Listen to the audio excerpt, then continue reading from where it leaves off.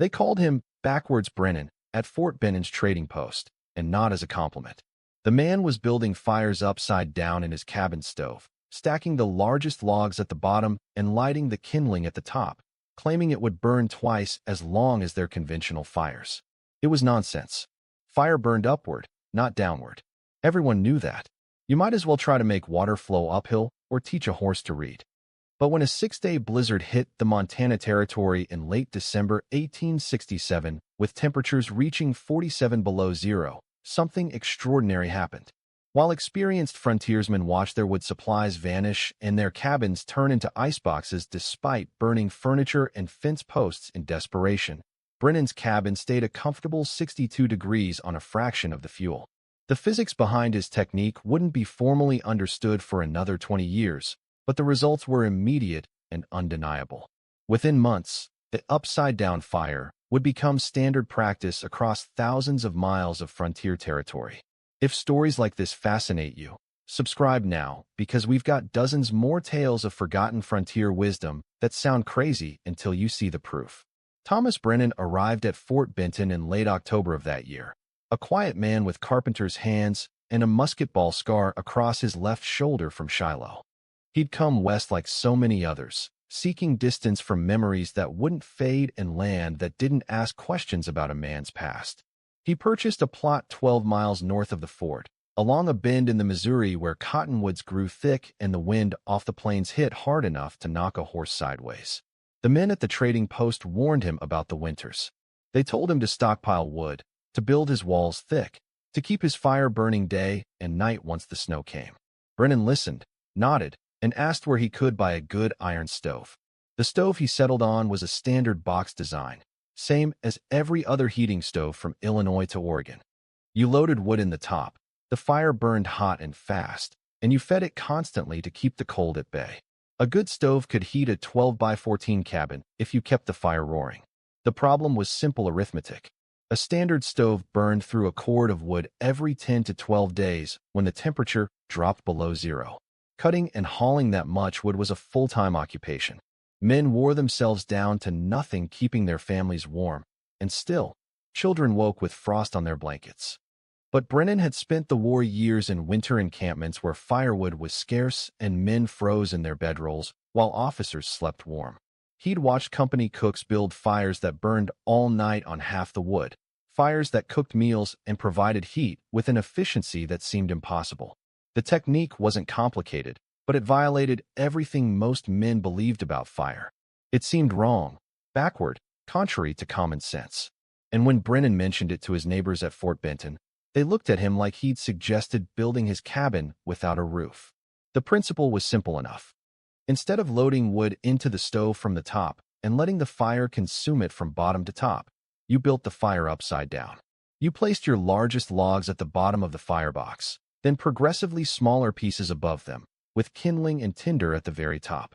You lit the fire from the top, and it burned slowly downward through the fuel, feeding on the layers beneath it with mathematical precision. The burn was slower, steadier, more controlled. The heat output remained constant instead of spiking high and dropping low. And most importantly, the wood lasted nearly twice as long.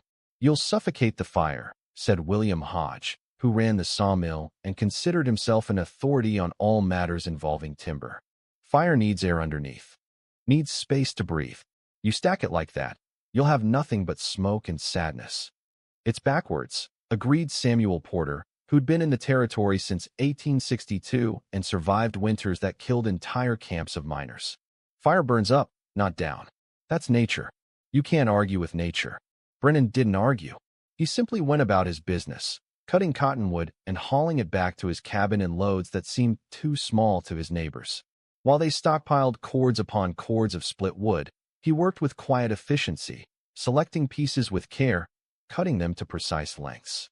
18 inches for the bottom layer, 14 for the middle, 10 for the next, and kindling no longer than 6 inches at the top.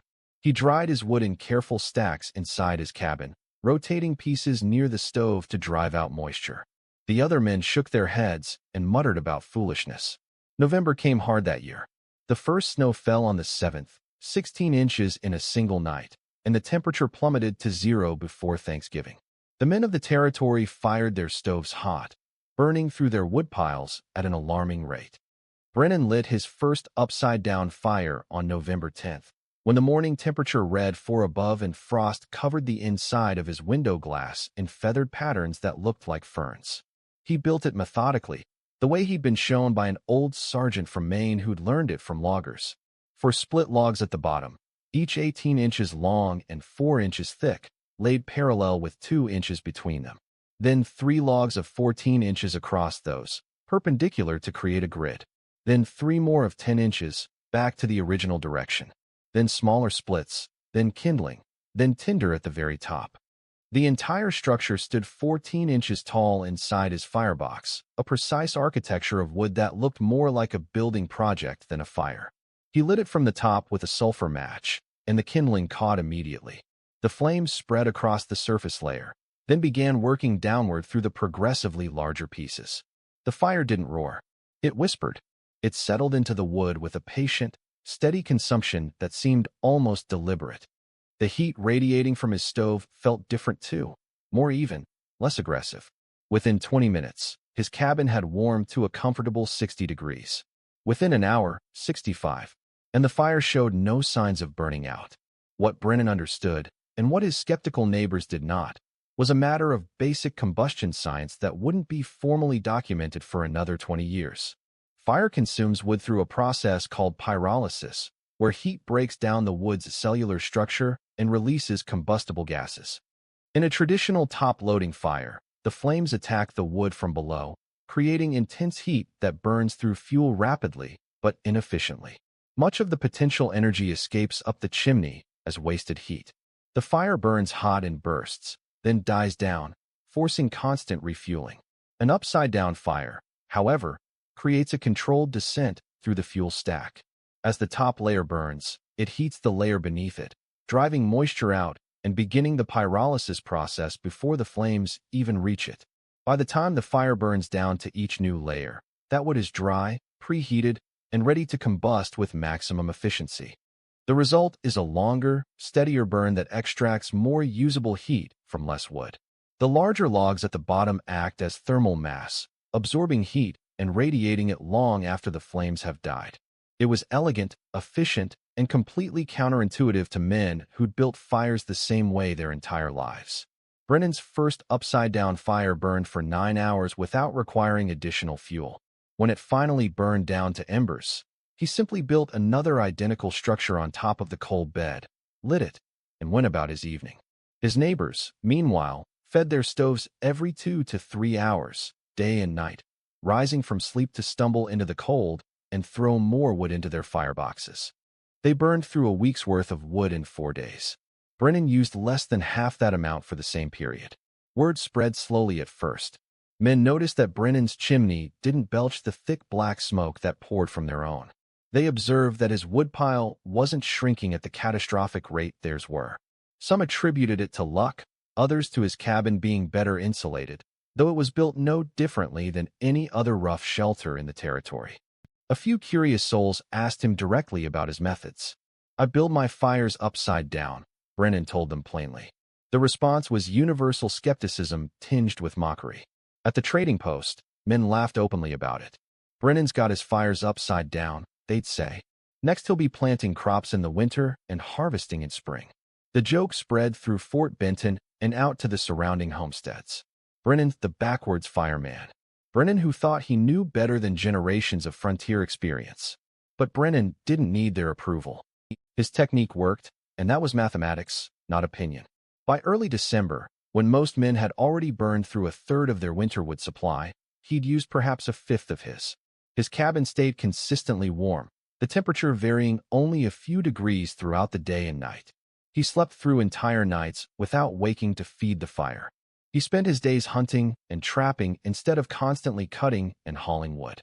His efficiency gave him freedom that the other men didn't have, time that they'd sacrificed to the demands of their conventional fires. The real test came in late December. A storm system moved down from Canada on the 20th, bringing winds that howled like wounded animals and temperatures that dropped to 40 below zero. The storm lasted 6 days, trapping everyone inside their shelters, cutting visibility to arm's length. Men who ventured out to their woodpiles risked frostbite in minutes and death in less than an hour. This was the kind of cold that killed cattle where they stood, that froze whiskey solid in the bottle, that turned spit to ice before it hit the ground. The conventional fires failed catastrophically. The stoves burned hot to fight the extreme cold, consuming wood at double the normal rate. Men watched their woodpiles disappear with growing horror, doing desperate calculations about how long their fuel would last. Some began burning furniture, their children's toys, fence posts, anything that would catch fire. The temperature inside their cabins dropped despite the roaring fires. 20 degrees. 15. 10.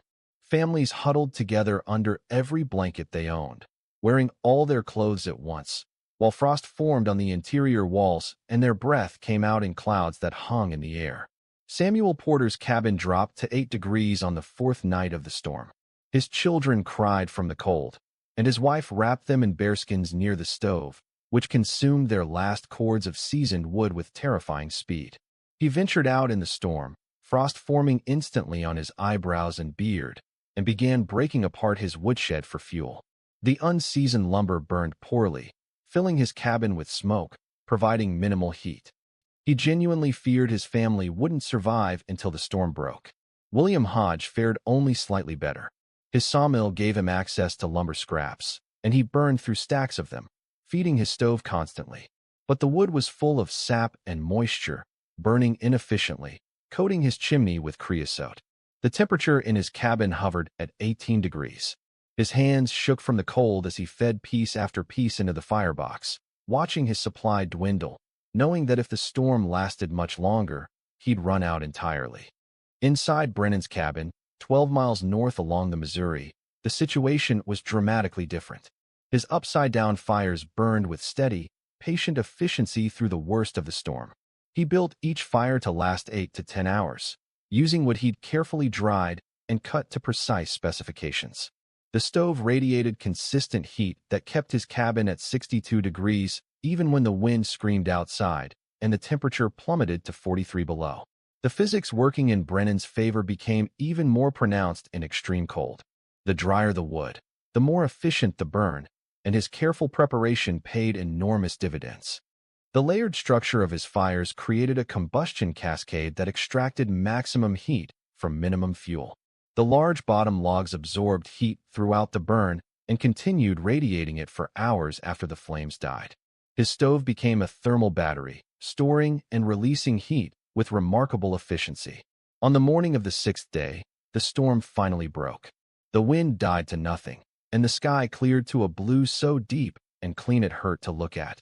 The temperature was 47 below zero, the coldest reading anyone in the territory had ever recorded. Men emerged from their cabins like survivors of a siege, exhausted, frightened, burning the last of their fuel to make it through one more day. Several families had already fled to Fort Benton on the 4th day, abandoning their homesteads to seek shelter at the trading post, knowing their wood wouldn't last. Samuel Porter made his way to Brennan's cabin on snowshoes, moving through drifts that came up to his chest. He needed to borrow wood. He needed help. He needed something, anything, to keep his family alive until he could cut more fuel. When he reached Brennan's door and knocked, the man who answered looked rested, healthy, entirely unaffected by the crisis that had nearly killed Porter's children. Porter saw the interior of the cabin over Brennan's shoulder. The temperature was clearly comfortable. No frost on the walls. No desperate huddling near the stove. And most remarkably, Brennan's woodpile, visible through the open door, was still substantial. He hadn't burned through his supply. He hadn't even come close. How? Porter asked, his voice cracking. How are you not freezing? How do you still have wood? Brennan invited him inside, poured him coffee that was actually hot, and showed him the fire burning in the stove. The upside-down configuration was clearly visible through the door. For large logs at the bottom, glowing red with heat. Smaller pieces above, burning in perfect sequence.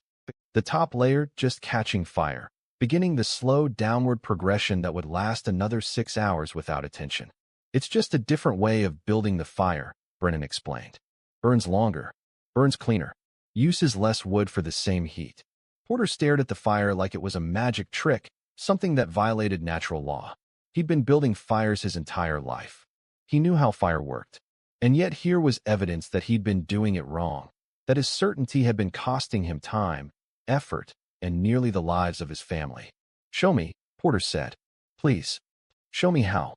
Brennan taught him that morning, demonstrating the technique with care and patience.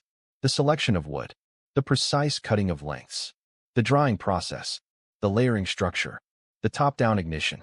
Porter watched like a man receiving religious instruction, understanding that this knowledge was the difference between survival and disaster in a land where winter lasted 6 months and firewood was life itself. The word spread faster than the storm had moved. By evening, 5 more men had trudged through the snow to Brennan's cabin, desperate to learn what he knew. By the next day, a dozen families were rebuilding their fires using the upside-down method, watching in amazement as their wood consumption dropped by half and their cabin temperatures rose by 20 degrees. The mockery evaporated, replaced by sheepish gratitude and genuine respect. William Hodge, who'd been so certain that the technique couldn't work, tested it himself with methodical precision. He built 2 fires simultaneously, one in his main stove using the traditional method and one in his workshop stove using Brennan's technique. He measured the burn time, the heat output, the wood consumption. The results were undeniable. The upside-down fire burned for 9 hours and 20 minutes. The conventional fire burned for 4 hours and 40 minutes. The upside-down fire used 6 pieces of wood totaling 18 inches in length. The conventional fire used 12 pieces totaling 32 inches. The upside-down fire maintained a steady temperature of 64 degrees in his workshop. The conventional fire spiked to 72 degrees, then dropped to 51 before requiring refueling. "I've been building fires for 40 years, Hodge said that evening at the trading post, addressing the assembled men with the tone of a man confessing a fundamental error. 40 years, and I was doing it wrong. Brennan knew better, and we laughed at him. The technique spread across the Montana Territory that winter and moved south into Wyoming and Colorado by spring. Trappers carried it to remote camps. Miners used it in their shacks at high elevation. Settlers taught it to new arrivals. The knowledge moved through the frontier network of trading posts and rendezvous points, passed from man to man, family to family, becoming standard practice among people who understood that efficiency wasn't just convenient, it was survival. The quantified results were documented by traders who kept records of wood sales and consumption. Before Brennan's technique became widespread, the average homestead in the Montana Territory burned approximately 14 cords of wood per winter. After the technique spread, that number dropped to 8 cords for the same period, same structures, same conditions. The reduction represented saved labor, saved money, and saved lives. Men who would have exhausted themselves cutting and hauling would now had time for hunting, trapping, and other productive work. Families who might have frozen during extreme cold now stayed comfortably warm.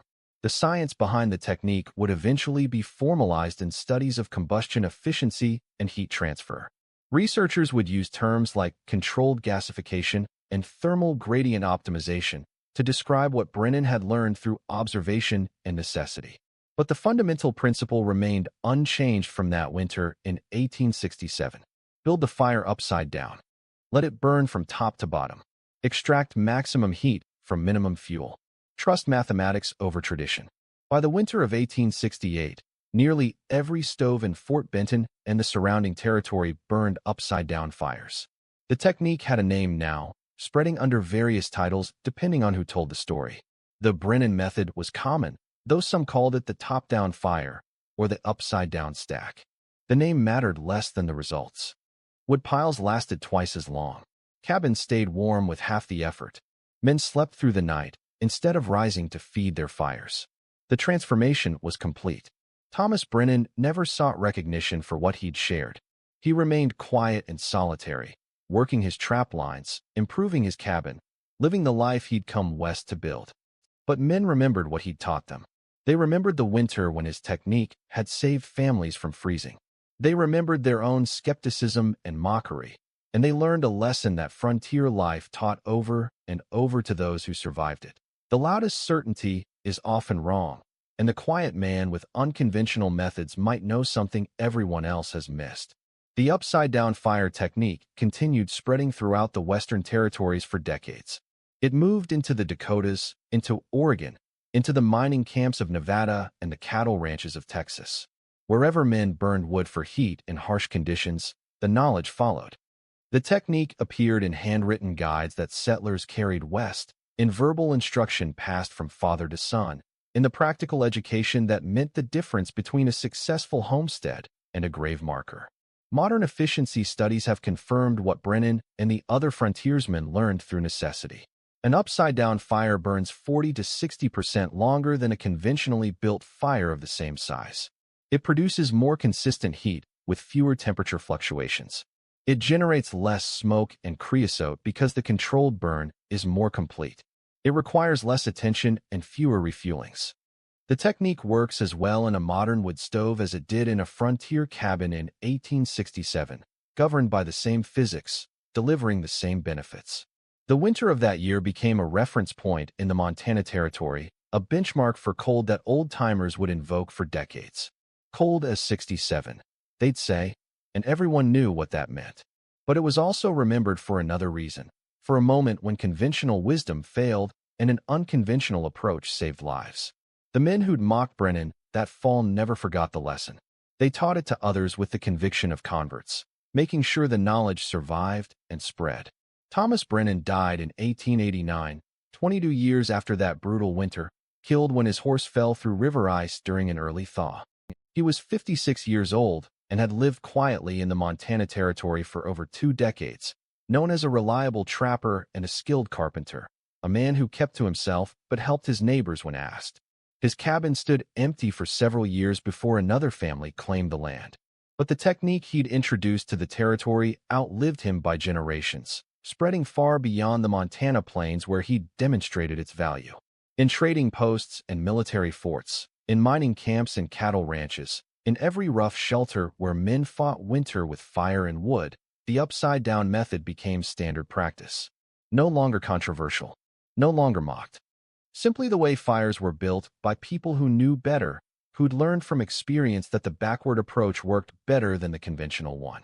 The technique required no special tools, no expensive materials, just knowledge and the willingness to trust mathematics over tradition. The broader lesson echoed through frontier communities for years afterward. Progress often looks wrong at first. Efficiency challenges tradition. The man everyone laughs at might be the one who saves them when conditions turn desperate. These weren't abstract principles, but lived experiences, lessons written in frozen cabins and depleted woodpiles, in the memory of children crying from cold and families saved by a technique that seemed impossible until it proved itself undeniable. They stopped laughing that winter, and they never forgot what Thomas Brennan taught them about survival in a land where winter was an enemy that attacked without mercy and efficiency was the difference between life and death. The fire that burned upside down became a story worth telling, a piece of practical knowledge worth preserving, and a reminder that the best solutions sometimes come from the quietest voices, the ones everyone dismissed until the evidence made denial impossible.